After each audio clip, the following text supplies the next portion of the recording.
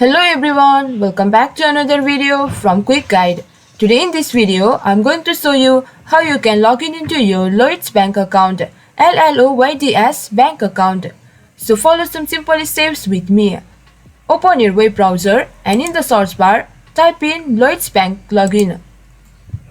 And as the search result, you can see in the first option, the link to Lloyds Bank. Click here and it will take you to the official website of Lloyds Bank.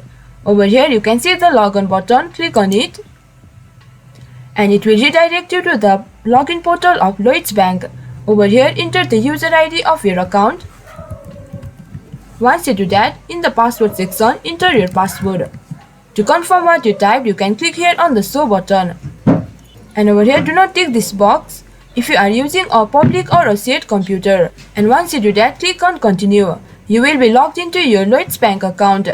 And in case if you guys forgot your login details, you can click here forgot your login details to recover it. So this was for this video. This is how you can log in into your Lloyds Bank account.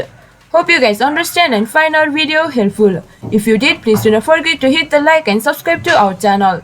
And also hit the bell icon for latest videos and drop a comment for reviews and more content like this.